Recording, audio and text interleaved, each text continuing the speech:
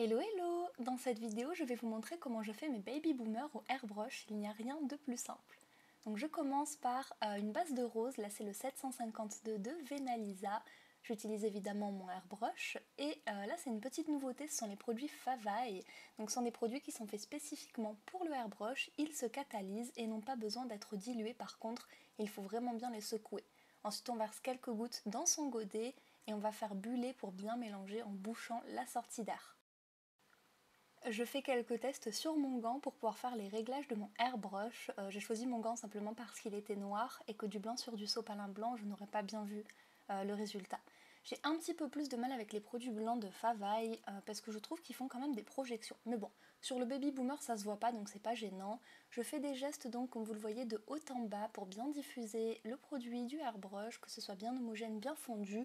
Et vous voyez que déjà en une seule couche le résultat est plutôt satisfaisant. Je commence toujours donc sur mon sopalin et je ramène sur mon ongle pour éviter les éclaboussures directement sur mon ongle. Quand je suis satisfaite de ma première couche, je vais la catalyser pendant 1 minute. Après je m'attaque à la deuxième couche, donc encore une fois je commence sur le sopalin et je ramène sur l'ongle pour éviter les projections directement sur l'ongle. Donc là je remontais un petit peu plus le baby boomer, j'accentuais un petit peu plus aussi le blanc à la pointe, je prenais un petit peu de recul pour voir s'il n'y avait pas des zones dans lesquelles ça manquait, etc.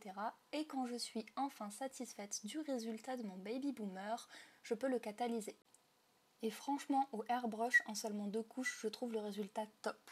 Donc je viens mettre ma finition brillante, c'est la No Wipe Gloss de Victoria Vin que j'adore, elle est ultra brillante et en plus elle est anti-jaunissement.